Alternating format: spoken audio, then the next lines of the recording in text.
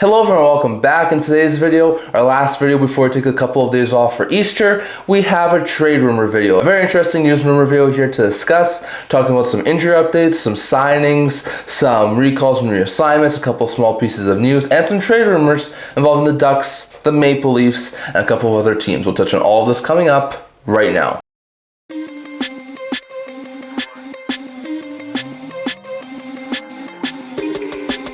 Hello everyone, welcome back to another video here at the End-to-End Hockey channel. Now before we begin this video, do not forget to like this video and subscribe down below. Thank you for all of your support. I never will be able to do this without all of you guys, so if you haven't already, don't forget to subscribe button down below. Don't forget to comment. We're on the road to 1,000 subscribers, trying to hit 650 in the next couple of weeks. So if you can, leave a subscribe early to help with the channel. On top of that, don't forget to stay tuned for videos coming out in the very near future. I also have a Buy Me a Coffee account. If you guys want to support the channel, leave a donation. I'll leave a link to it in the description below. And on top of that, don't forget to stay tuned for April and May live streams. We're now into April, but in mid-April, we're going to do a couple of live streams for some playoff games, also in mid-May when the second round begins. So don't forget to stay tuned for those things. I'll have a schedule coming out once the playoffs are announced. But in today's video, we have another newsroom review here to discuss, just to let you know, because of Easter and things like that, I'm going to be busy with things like church and family and things like that. So I'm not going to be doing any sort of videos on Friday, Saturday. Maybe Sunday we'll do our weekly Sunday recap, but that's going to be the extent of things that are going to be happening on this weekend.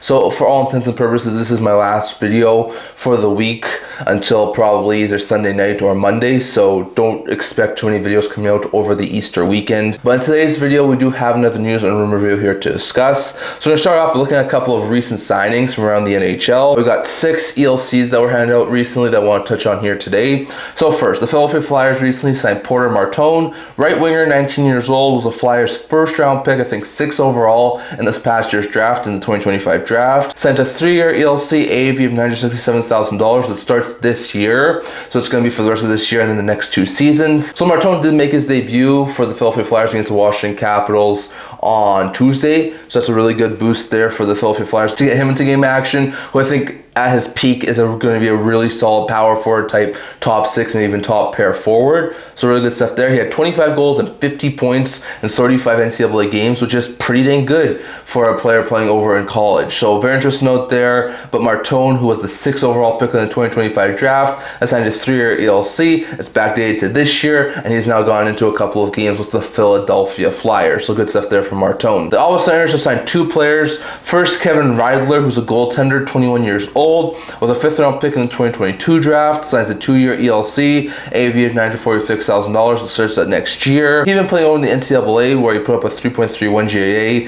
901 save percentage in 18 games. Looks like a pretty dang good goaltending prospect. I think eventually, maybe in like 3 to 4 years, he could challenge for like the backup role for the Ottawa Senators. Not bad there. They also signed Hoyt Stanley, who's a right shot defenseman, 21 years old as well. He was a 4th round pick in the 2023 draft, so a little bit more of a recent prospect. He signs a 3-year ELC with an AAV of $1.08 million once again, begins at the start of next year. It was also playing in the NCAA, where he put up 3 goals and 15 points in 34 games. So once again, not a bad signing. I think eventually could challenge for like maybe 3rd pair minutes for the Ottawa Senators. So very interesting note there. But Stanley and Riedler, who are a defensive and goaltending prospect, have signed ELCs with the Ottawa Senators. The Tampa Bay Lightning have signed Noah Steen, who's a winger, 21 years old, was a Bolt 7th round pick in the 2024 draft, to a 2-year ELC with an AAV of $973,000. Not a bad pickup here for Tampa, signing Steen, whose contract starts at the beginning of next year. Also, he was playing in the SHL instead of over in college,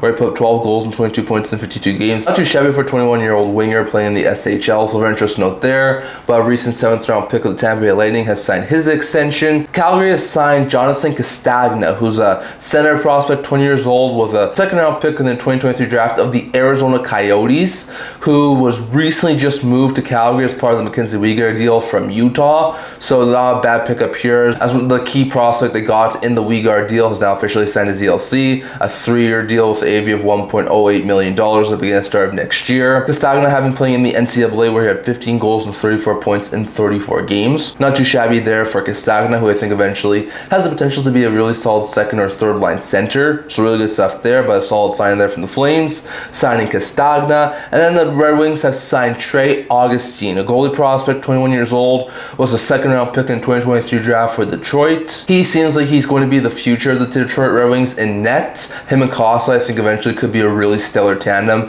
for the Detroit Red Wings. Probably will take a year or two to get to the NHL level, but he looks like he's a really solid piece. Also got a 3-year ELC, AAV of $1.08 million, starts the beginning of next year. He's been playing over in the NCAA where he put up a 2.11 GAA and 929 save percentage in 34 games. He's definitely the goalie of the future for the Detroit Red Wings, and now he's locked up on an ELC. So very interesting note there. Some very interesting signings. I think the biggest ones had to be Augustine and Martone, with maybe Castagna as well. So very interesting note there. But the Flyers, the Senators, the Lightning, the Flames, and the Red Wings have all signed prospects to ELCs. So very interesting note there.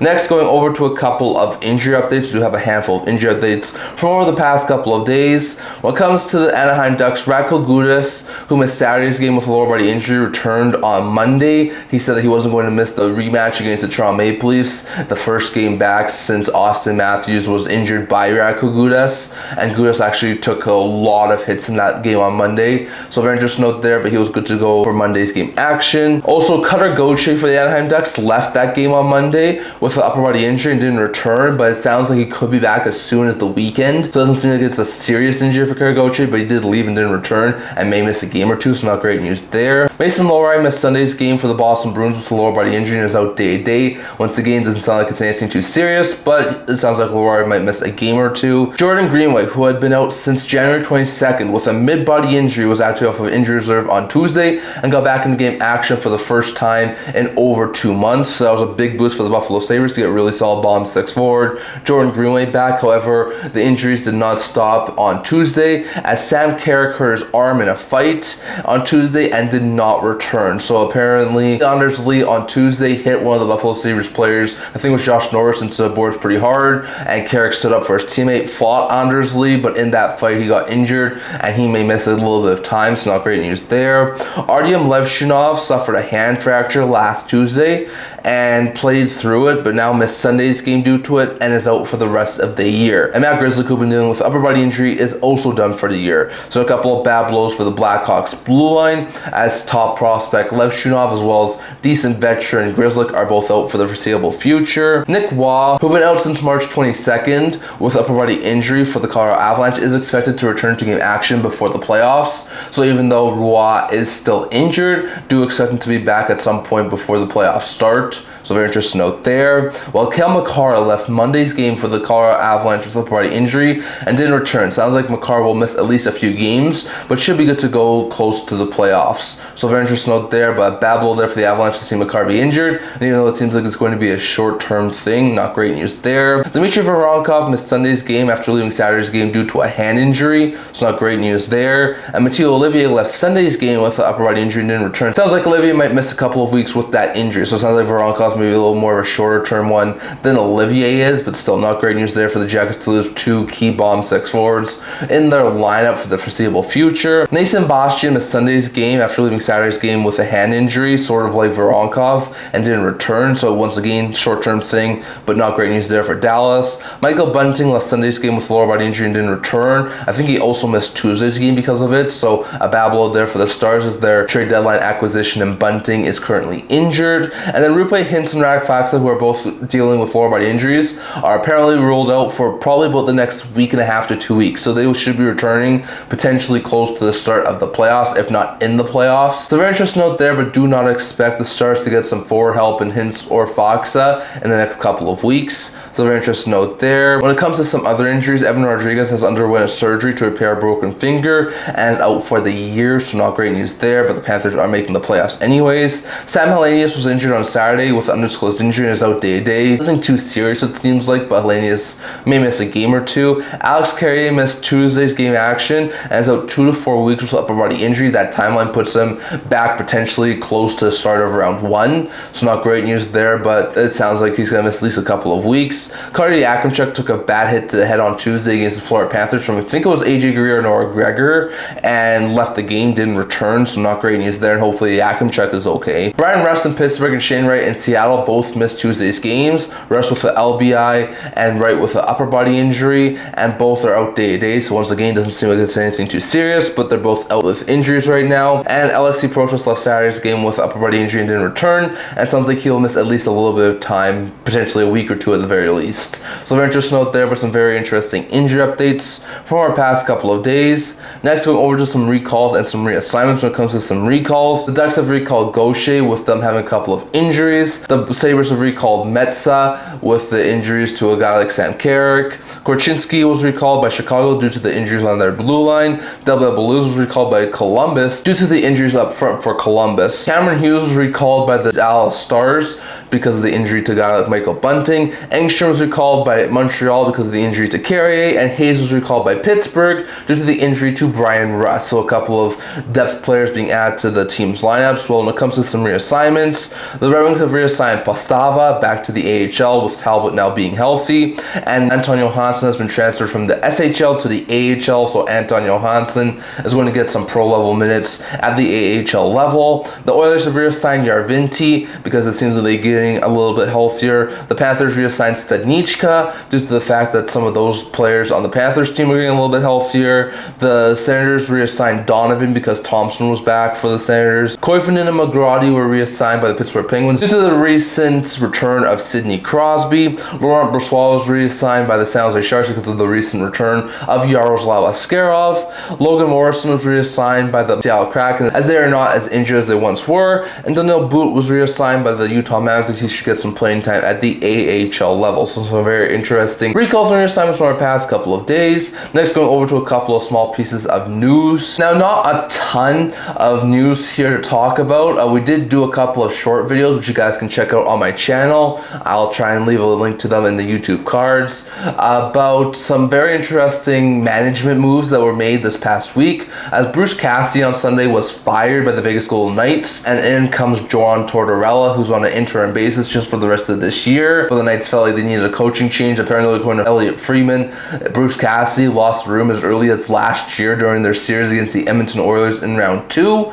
because there was a lot of difficult conversations, and it seems like a lot of the players really drifted apart after that round against the Edmonton Oilers. So it seemed like a Cassidy move was going to come at some point. I think a lot of people are just surprised at when it took place. So very interesting note there. And then we also saw the Toronto Maple Leafs fire Brad Treliving. Once again, it's a little bit of a shocking move in my opinion, but not too surprising given some of the moves, like trading away Marner for basically nothing. I know Nick Waugh turned into a 1st and 5th round pick, but still, it did really turn into nothing. And the Brandon Carlo and Scott Lawn deals have been really terrible for the Toronto Maple Leafs. So the Leafs are going to be in the market for a new GM in the offseason, and depending on how Tortorella does towards the end of the regular season, potentially in the playoffs, the Knights might be also looking for a new head coach in the offseason as well. So very interesting note there. We do have a couple of other small pieces of news. When it comes to that Leafs GM job, a recent article I think linked former Canucks GM Mike Gillies to be a candidate for the Leafs GM job. So not bad stuff there. Gillies was the Canucks GM for I think the early portion of the 2010s.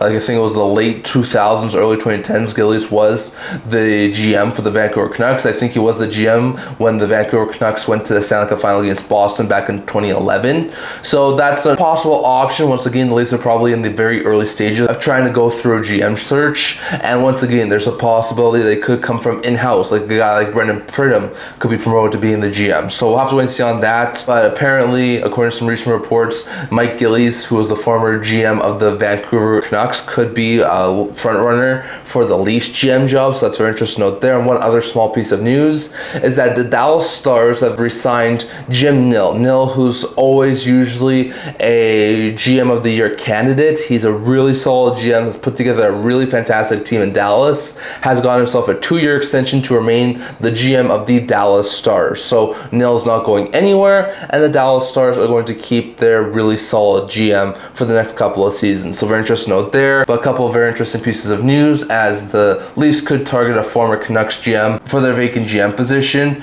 and the Dallas Stars have signed GM Nill, so very interesting note there. And lastly, we're going over to 3 trade rumors. So we got 3 trade rumors here to talk about. The first one is just just an article I saw. I don't think this is from any sort of insiders or anything, but this is just an article I saw speculating where Cole Perfetti could go in the offseason. So this is a very interesting note there. The landing spots that this article mentioned Cole Perfetti could go to in the offseason were the Pittsburgh Penguins, Detroit Red Wings, and Los Angeles Kings. So those are some very interesting ones. I know the Penguins are trying to get younger, trying to add some more NHL established players, but also on the younger side of things. Perfetti might be a really good pickup there, especially if in the next year or two they move off of Malkin, he retires, he gets let go, whichever one it is. They could definitely use a long-term solution at the second line center position, which is something I think Perfetti could provide, or at the very least is a really solid middle six forward. So I could see Pittsburgh have some interest in Cole Perfetti in the offseason. Same sort of thing with Detroit. They could definitely use a second line center option going forward instead of having to use stopgaps like Comfer and Kopp. I think Perfetti could be a really solid addition there for Detroit. And when it comes to the Los Angeles Kings, they do need some more center help. They do need another top 9 player who can really help them grow with that team. Kopitar is going to be retiring at the end of the year, so they could definitely use another center as well. So these teams all make sense in my opinion, who could potentially try and go after Perfetti. What the Jets would probably want for Perfetti, my guess would be either a first round pick or maybe a second round pick and a pretty dang good prospect. So if you're looking from Los Angeles, maybe like a second round pick and Alex Turcotte or something like that. If you're looking from Detroit, maybe they can try and probably like a third round pick and Nate Danielson or Marco Kasper from Detroit. If you're looking from the Pittsburgh Penguins side, you're probably looking at one of their top end prospects, like maybe trying to get back Rutger or Girardi. I don't think that would happen. Maybe a guy like Harrison Brunick or something like that, and a third round pick or a second round pick, something like that. But that's probably what we're looking at. So very interesting note there. Once again, no insiders I don't think are linking these teams to Cole Perfetti, but I did come across an article that mentioned these 3 teams as potential landing spots for Cole Perfetti, which I don't think is too surprising. So very interesting note there. Next, going over to Elliot Friedman and a couple of other people who haven't mentioned this recently. Mason McTavish a couple of times, it was either last week or the week prior, was healthy scratched. That's very interesting to note there. McTavish was signed, I think, this past offseason or the offseason prior to a long-term extension. I think it was like 7x7 to be the Ducks' second-line center. But he has not lived up to those expectations. He has had a pretty shaky season, and that has led some people to believe that maybe there's a possibility in the offseason McTavish gets dealt. Apparently, they had really rough contract negotiations this offseason, and we know that usually when the Ducks have some pretty bad contract negotiations with some of the younger players, they tend to wind up leaving. Example, Trevor Zegras. So we'll have to wait and see on that. McTavish, I think on the right team, could be a really elite level second line center. I don't think he's a first line center, but I think he's a really skilled second line center. And if the Ducks are able to get a good enough asking price and McTavish really doesn't want to play there anymore, I could see this trade happen in the offseason. A couple of teams that were mentioned as potential landing spots were Minnesota and Montreal, which makes a ton of sense in my opinion. Minnesota's been looking for a second line center, not sure what it would cost, but McTavish is their second line center, or maybe even their first line center. Having a 1-2 punch down the middle of Eric Sneck and McTavish would not be half bad if you're the Minnesota Wild, and we know that the Montreal Canadiens have been looking for a long-term second line center option. We know that they're going to have Michael Hage in the next little bit, but he's still a little bit inexperienced, so maybe having a guy like McTavish being their second line center to Nick Suzuki, that might not be a half bad idea if you're the Montreal Canadiens. So once again, no guarantees this happens, and McTavish has just signed a long-term extension, so there's a very good chance he stays in Anaheim. But if the situation gets very, very sour in the offseason, I could see a deal happen, and Montreal and Minnesota make a ton of sense in my opinion. So very interesting note there. And lastly, going over to the Toronto Maple Leafs. According to former Leaf reporter Howard Berger, who has been out of the business for quite a bit of time but still tries to put out information regarding the Toronto Maple Leafs, he says that a source close to him has mentioned that Matthews is very likely to be dealt in the offseason to maybe a team like Los Angeles, Anaheim, or Utah. Now, once again, this is a Leafs reporter who has not been connected for quite a bit of time, so take this with a grain of salt. I don't think this is a very likely possibility, but it's a very interesting concept. There has been some speculation starting out that Matthews may want to deal out. He's going to be interesting to find out if he's dealing the offseason, and if he doesn't want to sign a long-term extension in Toronto, ago, I could see him get dealt because the Leafs cannot afford to lose Matthews as a free agent. So once again, there has been some talk that after the frustrating season that this year was for Austin Matthews, he may want a fresh start, especially after the bad season the Toronto Maple Leafs have been. This sort of is the hinging on if the Leafs are going to go through a full rebuild or retool. If Matthews wants to sign an extension and the Leafs do keep him, then they're probably going to go through a retool to try and remain competitive. If they have to move off of Austin Matthews, they're probably going to go through a full rebuild mode. So we'll have to wait and see on that. Once again, it's a former Leafs reporter who was mentioning this on Twitter. So once again, take that with a grain of salt because I think it's very, very, very unlikely to happen. And the asking price that the Kings, the Mammoth, or the Ducks would have to pony up to acquire Austin Matthews would be huge. But still, it's a very interesting concept because there has been some rumblings that maybe Austin Matthews wouldn't want to sign an extension. And if he does want to sign an extension and the Leafs don't want to let him walk into the last year of his deal unsigned, maybe they could actually trade him. So it's going to be an interesting situation to watch out for. I personally do not think it is extremely likely at all that Austin Matthews gets dealt, but it's very interesting out there. This was mentioned in the past little bit. So very interesting out there. I'd love to hear your thoughts. Do you think Matthews has any potentiality of being dealt by the Toronto Maple Leafs? Could the Anaheim Ducks move Mason McTavish in the offseason? And who do you think could land Cole Perfetti if he was to get moved in the offseason? I'd love to hear your thoughts on all of that, plus all of the news updates, signings, and injury updates from our past couple of days. That's all I'm going to talk for today. Remember to like this video, and if you're like to remember to subscribe down below. Thank you for all of your support. I would never be able to do this without all of you guys, so if you haven't already, don't forget to hit the subscribe button down below. Don't forget to leave a comment. We're on the road to 1,000 subscribers. Don't forget to stay tuned for videos coming out in the very near future. I also do a blog talking about news, rumors, analysis, stuff like that, so check that out. I'll link to that down in the description below. Can't wait to see you guys all for the next video. See you guys soon.